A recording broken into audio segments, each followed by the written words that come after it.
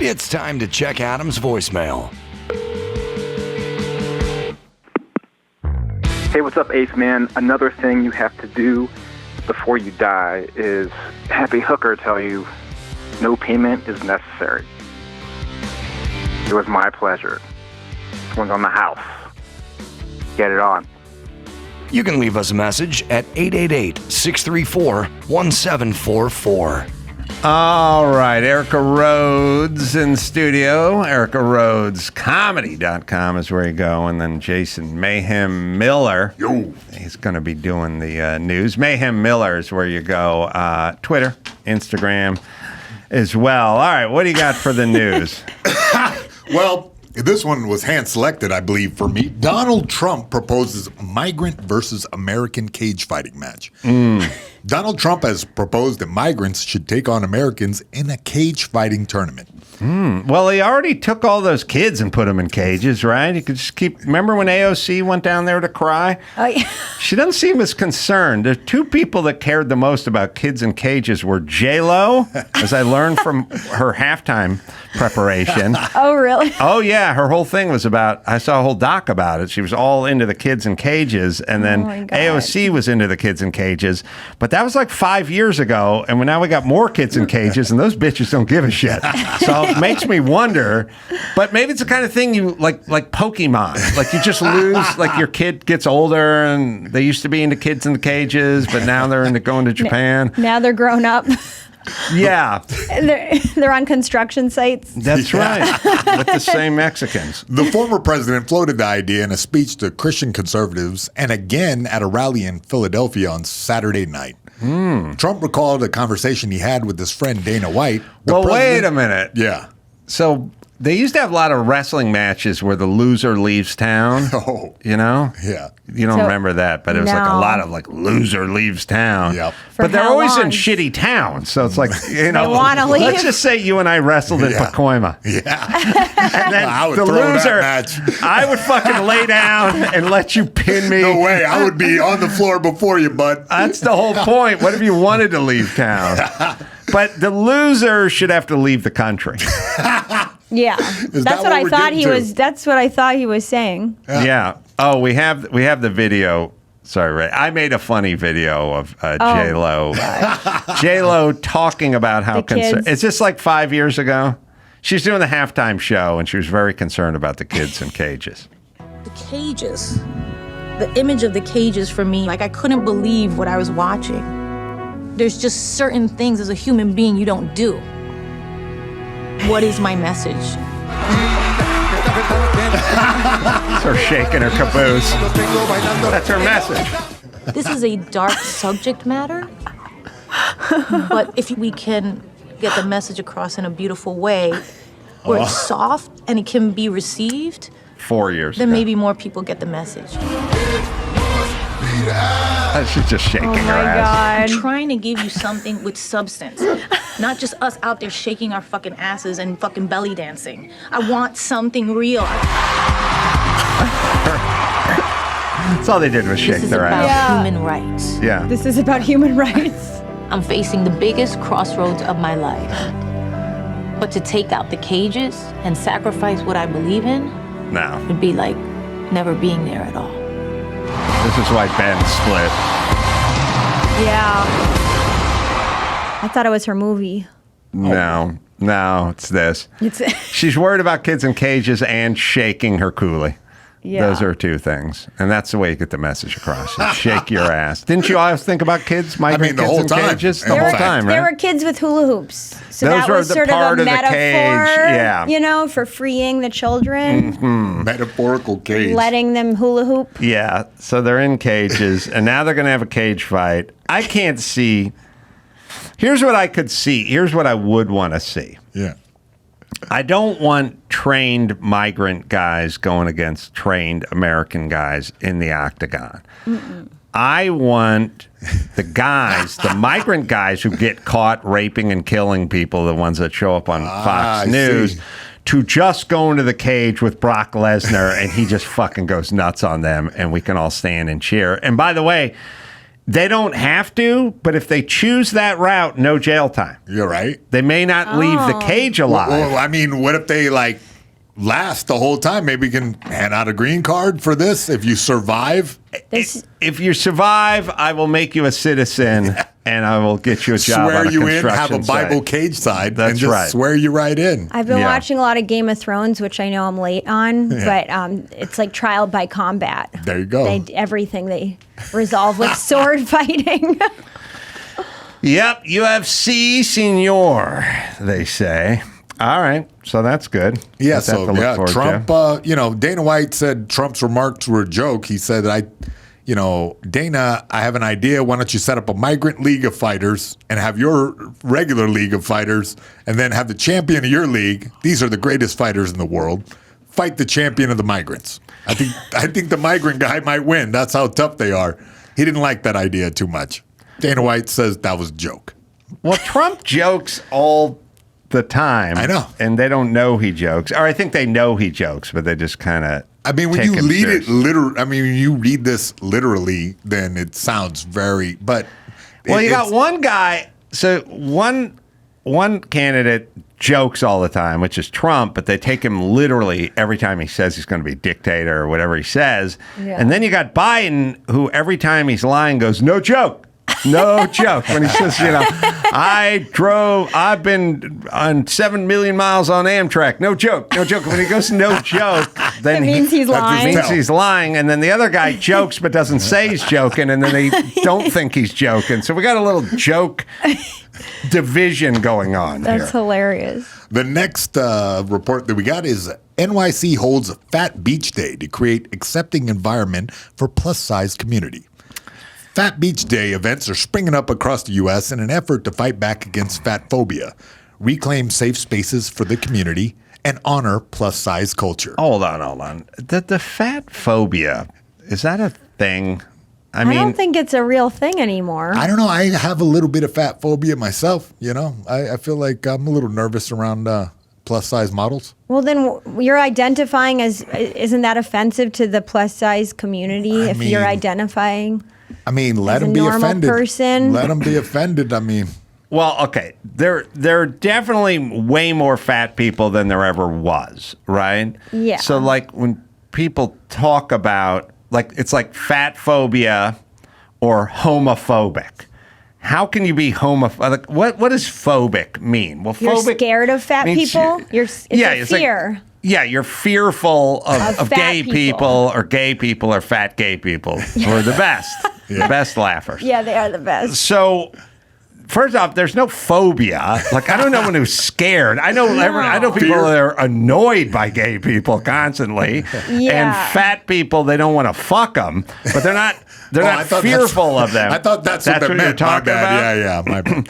Also, the last I checked, fat people aren't scared to take their shirt off at the beach. No, they're all being fat all the time. Can I tell you, I had the misfortune of staying at Harrah's in Vegas. Oh, it's going to be a lot of fat people there. Harrah's is way down the totem pole over there. Yeah. And I was staying at Harrah's. And Harrah's, for reasons that are unclear to me, put their gym on the second floor. Overlooking the swimming pool. With the treadmills facing the swimming pool. So if you're on that treadmill for a half hour, it's a tub of lard show going on there. It's a fucking cannonball competition. Inadvertent. They don't mean it. Every time they get in, the water spills out over there. You see some of the scariest, fattest people who you never think would get in a bathing suit and even go anywhere in public. You sit on that treadmill for 30 minutes, you will see 50 fat people just blobbing around that swimming pool, drinking, pina coladas and God knows what. No shame. It was not Fat Person Day. Right. This is called Thursday at Harrah's. Last I was there, 2 weeks ago, and I just sat on that treadmill, and I thought, am I a witness to this? Because they're saying to me, you get off that treadmill, you're going to end up with them. I think so, yeah. Motivation. Is it a motivation? Is it like a scared straight kind of thing? I think they're trying to do the opposite. They're trying to be like, oh, look at all these people who you want to look hot for. then it's doing the opposite. Look at these sexy beasts Look that at you all want to these get buff hot for. bikini models, but that's not what's happening. I don't think we need a fat person day at the beach. Is all No. I'm Well, saying. you're getting one, bud. The event organized by Jordan Underwood sought to create an environment where people could feel comfortable and accepted regardless of their size. We're going through something culturally that is impacting us every day on an individual level and a systemic level, Underwood explained to The Guardian. We're really first off, trying this to is- open up what, a space. What date is this? When is this? I mean, it's coming up, bud. I 'Cause mean, mark your calendar. It's every day for Chris Christie, right? He's fucking taking over the beach. Remember he shut down the beach during COVID, Yes. and then him and his family Oh, yeah. finally a place we can eat ice cream judgment free. Fat ass. Yeah, so similar events are being held across the United States to provide safe spaces for the plus-size community to come together and celebrate their So are bodies. skinny people not allowed on those days? I guess not. A Fat Friends pool party is scheduled in Chicago in July, and a Bellies Out Beach Day will soon take place in Los Angeles in a few All right. weeks. A few weeks, bud, so mark your calendar. All right. Being fat is okay. Okay. Careful. Can we just all right? Let's figure this out. Smoking is bad for you, and we've waged a war on smoking. And if you don't believe me, then watch the movie St. Elmo's Fire as I did the other night. St. Elmo's Fire, you have no goddamn idea how much smoking there is. There's an opening scene in St. Elmo's Fire where someone goes to the hospital and they're all smoking in the hospital. Oh my and no one is God. saying anything to them. They all walk in. They're smoking in the hospital. They're smoking at St. Elmo's. They're smoking in their God. apartments. They're smoking in cars. They are literally everywhere they go, there's a cigarette hanging out of everyone's mouth. First off, they all smoke. Everyone in the cast smoke except for Judd Nelson.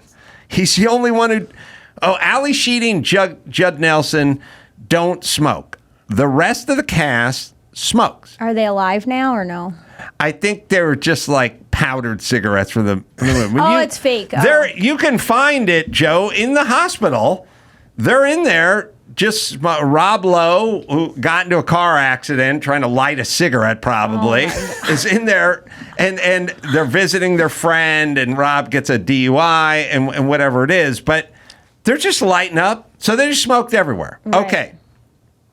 But we determined that cigarette smoking was bad for you, so we launched a campaign against cigarette smoking, and now A-list celebrities, if they want to smoke, and there's a lot of like closeted A-list, there's closeted smokers. Yeah. You see them, you'll see pictures of them on TMZ. They go outside the club and they crouch behind a dumpster in the alley with the fucking rats and the cockroaches, and they try to cop a couple of puffs, crouch down next to a dumpster in an alley. It's not glamorous. Not glamorous. They used to light a cigarette and hand it to everyone in the club. No, you got to hide.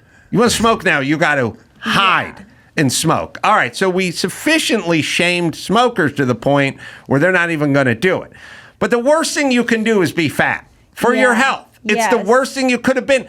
During COVID, the worst thing you could have been is fat. Yeah. Can we discuss it, or are we just going to open up a fat beach and a fat day and a fat pool day, and then they're just going to get fatter, and then they're going to get diabetes, and their joints are going to give out, and we're going to have to fucking pay for all these undisciplined fat asses? Why don't we wage a war against it for those people? Not for me, for them. You got my vote. Thank you. I mean, I feel like society is pulling two ways where you got the Instagram buff people, super buff, and then you got the other side that's going, stay fat and, be proud of it. Listen, here's the whole deal. You cannot convince people to love themselves. Just fucking do things that would be considered accomplishments, and then you can have some pride in that. Don't just love yourself for the sake of loving yourself. But also, being fat isn't just about the visual. It's like it's a health problem. Like what you're saying. So it's like you can like how you look, but you shouldn't like how you look. Right, but they don't like how they look. If it's dangerous to your health. But there's a bigger conversation, too, because it's like a systemic thing where all our food has corn in it, sugar in it, so that people, and it's an addictive thing, like people are naturally drawn to what makes them feel good, and so they get stuck on drive-through food, our culture where you have to drive everywhere. You can't walk anywhere because walking is the biggest thing to make you lose weight. Really, every time guys ask me, like if they're like obese, I go, dude, start walking. They should have a pro-fat walk. Mm-hmm. Oh man! All right, so now you're getting meta with us right now. Yeah. All right. Next story is kind of a bum out. Pirates of the Caribbean star killed in a shark attack. Yeah, I heard about this. Yeah, Pirates of the Caribbean actor Tamayo Perry has died after being attacked by a shark while surfing off the island of Oahu in Hawaii on Sunday. Perry is a surfing legend known for appearing in the fourth Pirates of the Caribbean movie. According to Stab Magazine, TP's arm and leg were missing when local surfers recovered his body. We don't know he had him going into the water, though. No. We don't know he had that arm and that leg. Shark apologist here? I'm just saying, I need a... Well, this maybe photo doesn't look like he has one of those arms. You're right. I can't see his right arm. Look, okay, we all got to go, right? If you're a surfer, that's the way. That's the way to go. Okay. Yeah, no, the way to go... Sorry. This is the second best way to go. The first best way to go is Patrick Swayze in Point Break. When he's just on the beach with Keanu Reeves and there had 100-year storm blowing in off the coast of Australia and he just paddled. Goosebumps right now. He just paddled out to his death, right? That's badass. That's the way you go as a surfer. You rob a couple banks, you do a little skydiving, then you go to Australia to find the perfect wave and you just paddle. You literally just paddle to your death. But being attacked by a shark, that's the second. But so here's the deal. We've all got to go. If you're a surfer, shark's the way to go. Yeah. I think. Yeah? Really? It sounds painful, though. I mean, for a moment. Ugh. But then you're done.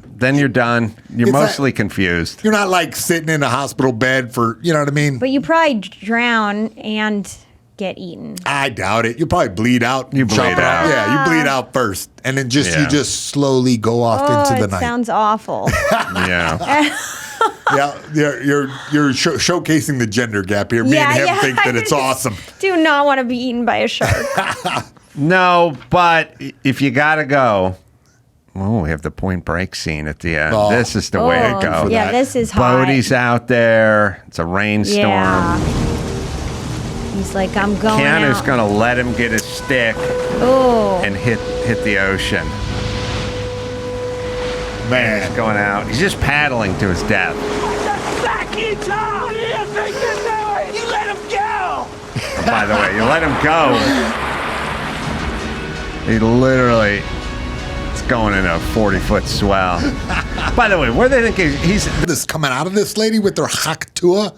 Oh, man. This is out of Idiocracy. Man, welcome. The interesting thing is, like when people go, I'm going to make a video and I want it to go viral. But how can you ever... No. You don't know because... She's like some rando chicks drinking at some street fair or something, makes a stupid joke, It's called authenticity. Yeah, I know, but what is in the alchemy of human beings that makes something... Like what I'm saying is a pop song. A really good pop song, but why? Like anyone who knows good musicians and good acts and good whatever. Like if you go into the deep cuts, like you go, well, I like the Jayhawks and I like John Hyatt, and you like people that are actually talented and good. You go, well, they have hundreds of songs and they're so good, but not a hit. There's no hits, and then there's Paula Abdul.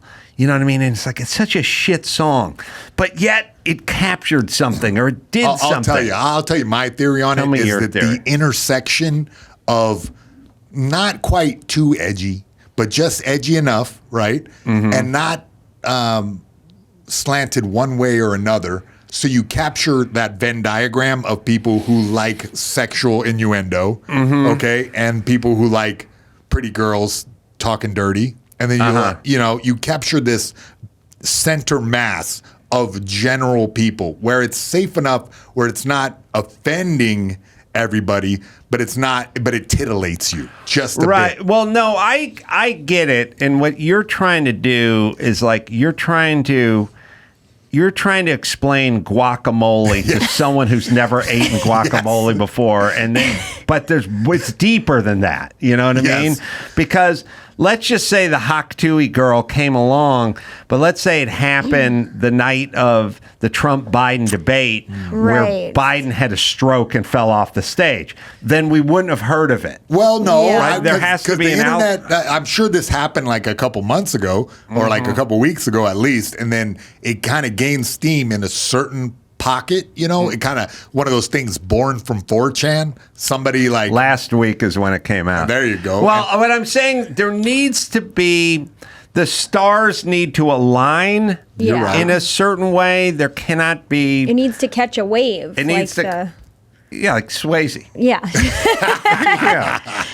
So an internet wave. There needs to be that, but my point is you can't fully explain it. Just like you can't fully explain the Macarena or some other shit song that everyone hears. You know what I mean? And whether you want to hear it or not, you're going to hear it. I saw 3 days of Huak Tuah Girl, and I had no idea what it was. And I was okay. I had made my peace with going to the grave and not knowing who the Huak Tuah Girl was, but somebody explained it to me. You know what I mean? I couldn't. Someone had to stop and say it was much like Two Girls in a Cup for me. Oh yeah. I just went. I never watched that. I don't want to see this, but you know what? It had to be seen because I couldn't avoid seeing it. Yeah. It was. That's a depressing thing right now about what does go viral. Is it's forced on you. Like you don't go on your phone looking for that. I know. Even if you're a conscientious objector, it's still going to find you somewhere, right? So the Huak Tuah Girl found it. Now, to me, it never really feels like enough to go viral. Like, you know, they go those things where they go, there's a 9-year-old kid who has 300 billion views of him opening toys, you know, and you go, right. Well, what's so fascinating about this kid and what's so smart? And this one chick has 200 million downloads and all she's doing is trying on a sundress or something. And you go, well, what's so, and then you watch it and you go, there's nothing here, which is weird, right? So like Huak Tuah is okay, but not enough to go viral. But in a world where we need a pop hit, and it's not going to be the best song, but it is going to be the song we all agree is the pop hit of this time, then that's the Huak Tuah Girl, right? Her friend was the hot one in the mix. If you watch closely as I did, I didn't notice either of them. In a hot chick dynamic, when there's like one that's slightly less hot, she will be more personality driven. So the Huak Tuah came out of that. So if you're a little less hot, you gotta make up for it with some Tuah. Well, let's watch it again. I think her friend was kind of hot. Oh, the one next to her. What's one move in bed that makes a man go crazy every time? Oh, you gotta give him that Huak Tuah instead of Yeah. But you have to admit that she has some type of riz that's next level. Like, there's some je ne sais quoi in there. I know. All you cage fighters with your je ne sais quoi. It's all I hear. Every press conference, every post-fight interview. They say je ne sais quoi a lot? Yeah, look at my opponent. Well, you know, he's skilled in the stand-up. He has a certain je ne sais quoi to a ground game. But I was able to defeat him. Someone got a Huak Tuah tattoo already. What? Yep, that's accurate. There's even celebration by Bryce Harper. That's disgusting. Who pulled the move after? Oh, wow. Yeah, spit on that thing. Yeah. Yeah, so, you know, it's interesting what, like, draws, you know, all the eyeballs out of nowhere on a sleepy week in June. But then it's over just as quickly as it came. Yeah, and then it moves on to the next Gundam style. The next really trashy thing. Yeah, we have to have those. Now, here's a question. In other societies, do they have as much of that as this? like in Middle Eastern societies. You know what I mean? I think they have other things to worry about. They have other things. Yeah. They have problems like clean water. But things go viral. I mean, anywhere you have the internet, you have like this community that's jabbering on about whatever. And since we don't have any real problems yet, we have plenty of real. Well, what I mean is like who on the has, internet. Right. But okay, so you have cultures like, European cultures and Japan and stuff. Okay, I think you need a culture that has a sense of humor to have as many of these things go, right? That could be because they think that's funny. Well, like, who are the cultural, like, when you kind of go, like, who's kind of laying out the culture here in the United States? And you go, Dave Chappelle and LeBron James. You know what I mean? Yeah. And Oprah. You know what I mean? Sports. We're not the philosophers, not the politicians, not the serious people, but it's the culture that's laying out. So it's like you need a society that has sort of dominated by a comedic culture, So I think the more that you're going to have, and now I don't know who's past the United States on that. Parts of Canada, like I don't know, not the Middle East, not Germany, not Poland. You know what I mean? Maybe there's some in France. But I think to have the most generated kind of viral moments, you need a society that's kind of humor based, and because this is humor based. That's true. This is everyone with a little bit of fucking around with everyone else, right? Yeah. Well, I guess when homemade videos, remember when those were big? That was just people kind of being dumb, and that was an early equivalent of this. Yeah. Right. Of just dumb people. People like people being stupid. Yeah. That they think it's funny. Yeah. Whereas in other societies, they don't want to look stupid. Yeah, they have dignity. Yeah. Yeah. They have self-respect. Well, they're like 100 years ago in this culture, when we took pictures, people had a serious face. Because they would go, we are taking a photograph and we need to be serious. Yeah. And there was no And fucking they only around. They get one, so they can't make a funny face. Yeah, there was no screwing around. Everyone was like super straight and super serious in pictures because it was like, hey, you're a serious person. Now look serious. And it took like 3 minutes to develop. So they had to stick with a face that they could keep. But now everyone's just doing something nuts with their face in That's the picture. the driver. Yeah, That's big, the driver big of smiles engagement. are funny. Right. Well, also it's harder and harder to get attention, so maybe everything has to be bigger and bigger now. So that's a big choice that she made. So it's like, ooh. I think that she just did that straight from the heart, kind of, Felt in a weird genuine way. to me. Yeah, Oh yeah, no, I don't think she was trying to go viral or anything. No. I think she really believed in what she was saying. She's just being silly, and now she's selling merch. What? Yeah, her name. God. Her name is Haley Welsh. She's from Nashville, and she just let this loose, and now she's selling merch, and she's a top Google search for weeks. The Huak Tuah Girl, and wow, this is gonna go south. she's trending on. This is why I miss Playboy, because when Playboy was around, Playboy would have offered her $50,000. Because that's how Playboy would do it. If somebody caught fire for a moment, they'd go, "Oh, we'll give you."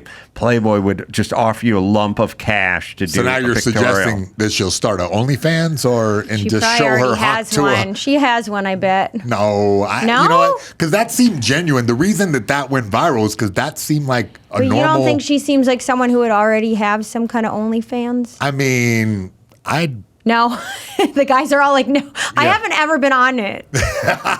You looked for it? Oh wow, they looked already for did it? the research. Yep. Yeah. Well, I heard she was a school teacher. Oh no! Wow. Did you hear about that? No, but that's got to be awful. Then her kids are going to be. I guess, or they're thinking she's really cool. Oh, she got fired? I Mrs. heard Huak she Tuah? wasn't getting fired from her Mrs. Huak Tuah. She could.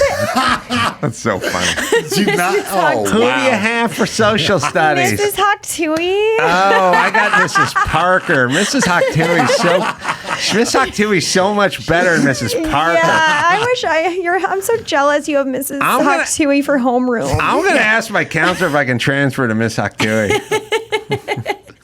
But isn't that discrimination to fire her? I think so. Yeah, I don't think she should sue if she got fired. Well, the only thing I can think of is when they go, you become a distraction. Oh. Code of conduct. Yeah, like them calling her Mrs. Huak Tuah. Man. Yeah, she would be Miss Huak Tuah. Yeah. Yeah. Okay. Did she really got fired though, huh, Joe? Because I heard she was a teacher, and then. Oh, that's too bad. All right. Well, she's on to bigger things. Bigger, better. Bigger.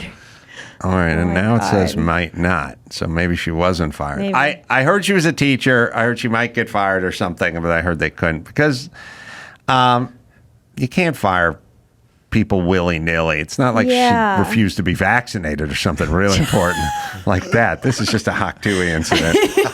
A minor Huak Tuah incident. Yeah, so we're having conflicting reports, so we'll have to get back to you on that. But let's give some plugs. Erica Rhodes, everyone's got shows coming up, Peoria and Minneapolis, and all the dates. You go to ericarrhodescomedy.com. I'm going to be Levittown in New York. That'll be coming up this Friday, Saturday. So come on out. I've never been to Governor, so come on out. I've been there. It's fun. I hear it's great. Very New York. Legendary. Never been, so look forward to that.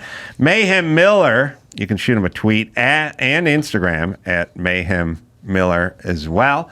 And nice job, guys.